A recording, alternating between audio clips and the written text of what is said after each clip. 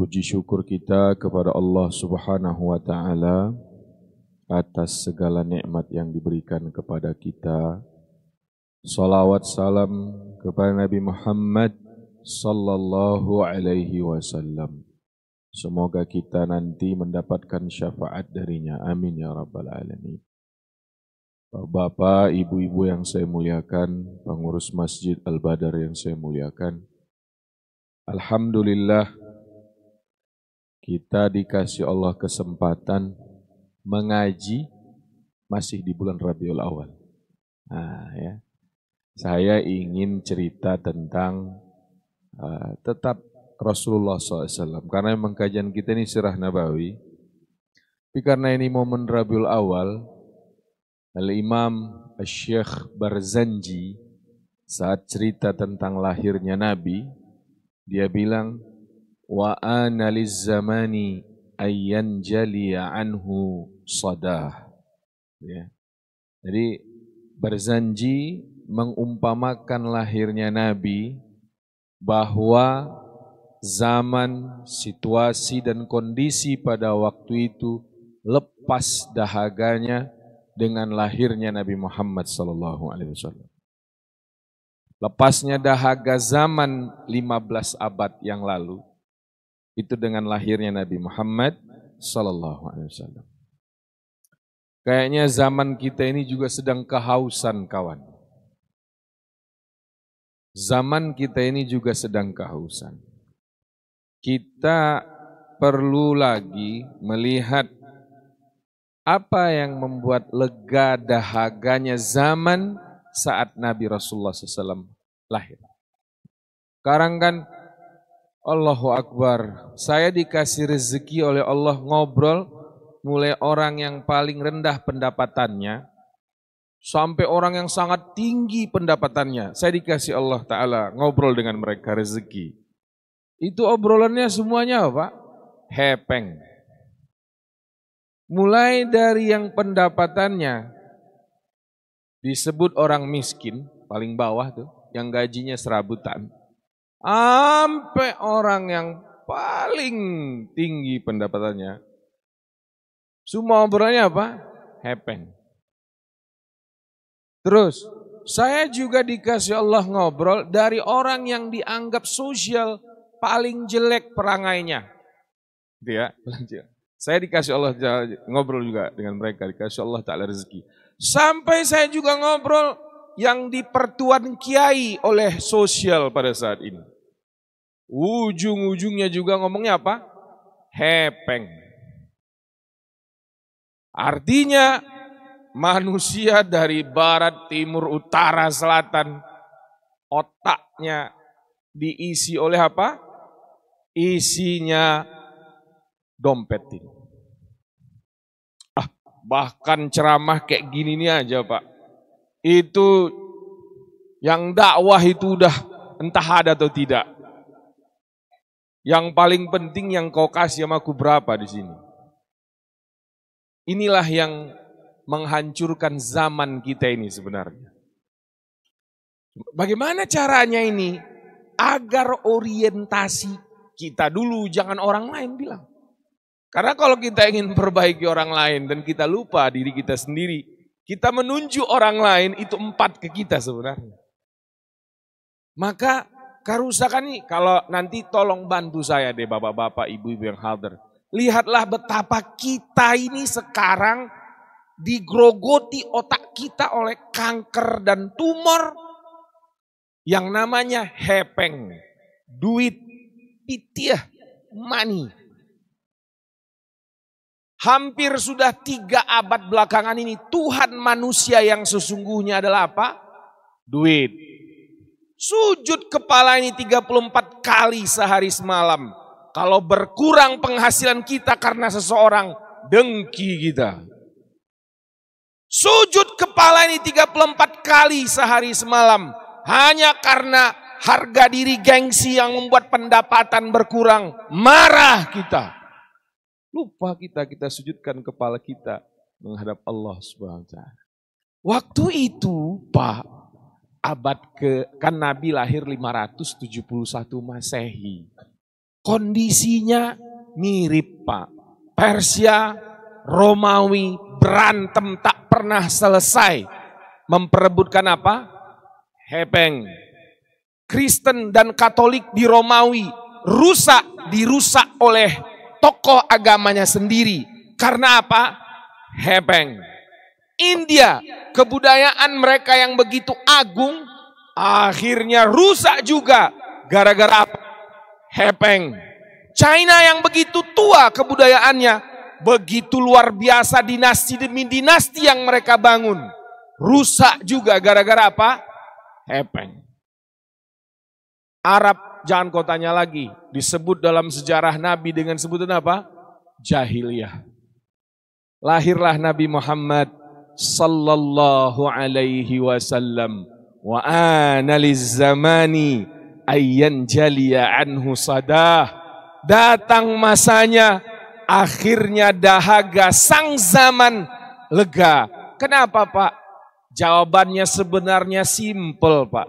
Innama bu'istu liutammima makarimal akhlak. Aku ini diutus, pengakuan beliau sallallahu alaihi wasallam, untuk memperbaiki apa? Akhlak. Lihatlah Bapak dan Ibu yang saya muliakan, ayo kita bawa ke dalam mimpi supaya negara kita ini menuju gemah ripah loh jinawi toto tentrem kertora harjo. Akhlaknya hanya di 4 poin. Siddiq, amanah, tabligh, fatanah. Serius nggak sih kita sebagai umat Islam yang mengaku cinta Nabi mau memiliki yang 4 ini? Jujur, siddiq. Sekarang jujur ada di gerobak namanya bubur ayam kawan. Ya kan? Di mana jujur berada sekarang? Jangan tengok orang lain. Jangan tengok orang lain. Kalau kau tengok orang lain, kau adalah pendusta sebenarnya. Lihat dirimu sendiri aja. Saya nggak mampu saya jujur kawan. Apalagi sama binimu masing-masing. Banyak kali bohong kau. Ya kan? Kau pergi makan siang sama teman sekantormu yang sudah mulai agak ada gritik-gritik. Kau bilang entah sama siapa coba. Ketemu siapa? Kau bilang ketemu siapa. Kapan kita jujur sebenarnya? Aku sampai hari ini kalau mau bikin SIM nggak jujur aku kawan. Karena kalau jujur nggak punya waktu juga aku. Aku bilang di sini aja ini ya. Ku tanya dulu dan jawab di hati kalian masing-masing. Kapan kau bikin SIM jujur? Ku tanya dulu kau. Kalau pernah temui aku nanti dibawa di sesudah pintu tuh. Aku pernah Salman bikin SIM jujur. Kau kapan bikin SIM jujur? Jujur ini hilang kawan. Bukan dari negara, bukan dari pejabat, bukan dari kiai. Dari kita semua. Makanya berantakan. Dan jangan tunjuk orang lain tentang jujur. Look at yourself. Saya ini juga sedang menceramahi diri saya sendiri. Sebagai pendakwah, disebut ustadz. Ketika ini saya sampaikan, saya sedang menyinggung atau ingin memperbaiki diri. Raqib dan atid jadi saksi kawan. Siddiq, yang kedua amanah. Allahu Akbar. Berceceran amanah di mana-mana kawan. Tak ada yang berani memungut karena resikonya tinggi. Siapa yang berani membawa amanah di akhir zaman kita ini? Oh, kalau kau berani, tapi ingat pengorbanannya besar. Tapi kalau kau lulus, kau akan disebut sebagai wa ana lizzamani ayyan jali anhu sadah. Kaulah sesungguhnya pelepas dahaga situasi dan kondisi yang sudah luluh lantak berantakan ini. Karena siddiq amanah, kalau mulai kita mainkan di dalam diri kita, ingat sekali lagi kawan, jangan kau tunjuk orang lain. Dan kau tak perlu menyinggung siapapun tentang jujur dan amanah. Bangun itu di diri sendiri.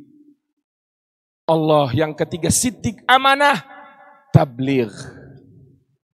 Ini ilmu, sampai hari ini saya mencoba mempelajari siapa komunikator terbaik dalam sejarah. Itu Nabi Muhammad SAW, Pak. Lidah, bibirnya ini seolah dicipta, memang tak pernah berbahasa menyakiti orang lain. Abu Lahab ketika mengatakan dalam dakwanya, "Tabbalaka ya Muhammad." Kurang ajar kau Muhammad. Diam sallallahu alaihi wasallam. Akhirnya Allah yang turun tangan. Betul tidak? Tabbat yada abi lahabi wa tab. Bayangkan dicaci di depan orang ramai. Bibir dan lidahnya tetap mampu menahan diri agar gaya komunikasinya tak melukai walau Abu Lahab sekalipun. Siapa yang mampu ini kita ini? Aku apalagi, aku orang Medan, jelas tak mampu kawan. Orang Medan pernah jumpa kau sopan kalau ngomong? Ya kayak gini lah, ha? Tak bisa. Tabligh, komunikatif. Jadi kalau ada masalah, Rasulullah SAW mampu melihat solusinya dan mampu mengkomunikasikannya sehingga tak perlu ada riak walau sekecil apapun. Tabligh milik Rasulullah SAW. Ini kan ribut di mana-mana ini. Dalam sejarah lihat peperang dunia pertama, kedua, lihat bagaimana hancurnya dinasti-dinasti. Semua karena gaya komunikasi pemimpin yang buruk. Tabligh itu Rasulullah SAW yang punya.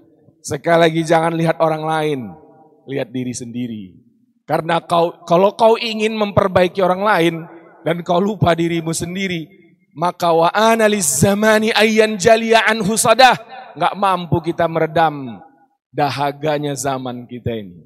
Yang ketiga, yang keempat, fatanah, siddiq, amanah, tabligh, fatanah, kreatif, inovatif.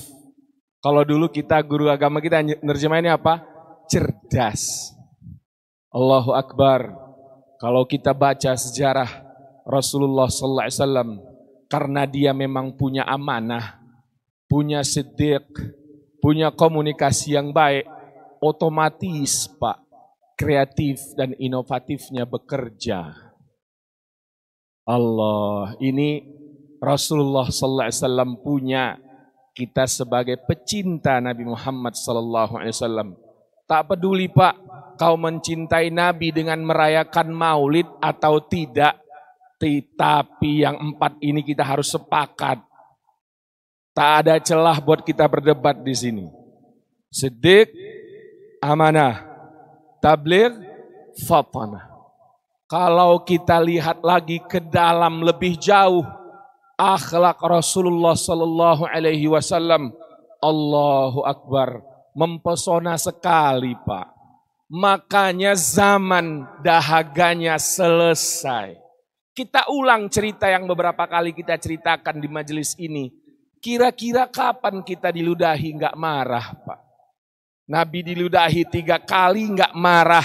Yang ludahi sakit justru dia jenguk. Kapan kita mampu melihat Masjid Nabawi dikencingi, tapi Nabi ajak dialog yang melakukannya, bukan menghasut orang untuk menghabisinya.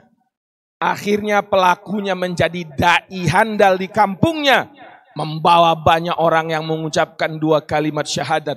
Lihat tuh akhlak yang luar biasa. Siapa di antara kita selesai subuh, Rasulullah sallallahu alaihi wasallam itu Pak, tak pernah sejarah sesudah subuh langsung pergi. Pada hari itu tiba-tiba dia langsung pergi setelah selesai salam kedua.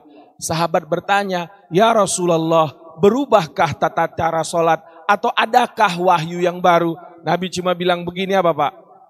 "Wahai Abu Bakar, Umar dan sahabatku yang lain, teringat aku tadi malam aku lupa ada uang beberapa dirham di bawah tempat tidurku. Dicek oleh ahli sejarah Pak, itu paling banyak 7 dirham.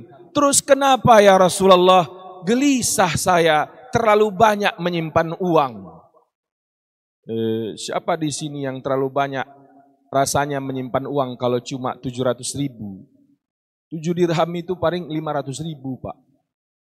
Aku juga gelisah aku kalau uangku masih 500.000. Bukan terlalu banyak, tapi terlalu apa? Sedikit. Ini kita ini kalau ketemu orang gelisahnya duit mulu. Ada duit digelisahin mulu. Makanya duit pergi Pak. Tuh Rasulullah SAW. Dia teringat ada duit di bawah tempat tidurnya. Pergi dia meninggalkan rutinitas yang tak pernah dia tinggalkan. Dia ambil 7 dirham, pergi dia beli lontong Medan ke samping Pak. Dia bagi-bagi tuh lontong Medan sama keluarga-keluarga yang nyaris memang jarang mampu punya duit untuk beli sarapan. Nah, ini kita enggak. Udah pelit sok pemurah pula itu kalau gitu. Sekalinya sedekah, TikTok di-share, Instagram di-share, Facebook di-share. Dan semua orang tahu kalau kita sedekah. Sedekahnya cuma segitu-gitunya lah gitu. Rasulullah SAW luar biasa. Siapa di antara kita yang mampu saat ada yang mencaci, Yahudi pula lagi tuh kawan. Justru Nabi setiap pagi datang membawa sarapan sambil menyuapi kakek tersebut.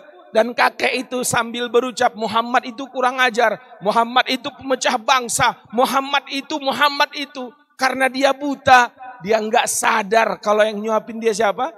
Nabi Muhammad sallallahu alaihi wasallam. Makanya Al-Imam Barzanji mengatakan, wa analiz zamani ayyan jaliya anhu sadah. Lega dahaga zaman saat Nabi Muhammad sallallahu alaihi wasallam lahir. Berarti kalau kita mau melegakan zaman yang ada kita sekarang, ayolah kawan-kawan, sedikitkanlah bertikai, sedikitkanlah negative thinking, sedikitkanlah curiga. Ayo perbaiki diri kita masing-masing dengan standar akhlak Rasulullah sallallahu alaihi wasallam supaya kehidupan kita ini semakin baik insyaallah. Ini saja mungkin yang bisa saya sampaikan pada siang hari yang berbahagia ini. Mohon maaf bila ada kata yang salah, mohon maaf bila ada yang tak tepat pada tempatnya. Wabillahi taufiq wal hidayah. Assalamualaikum warahmatullahi wabarakatuh.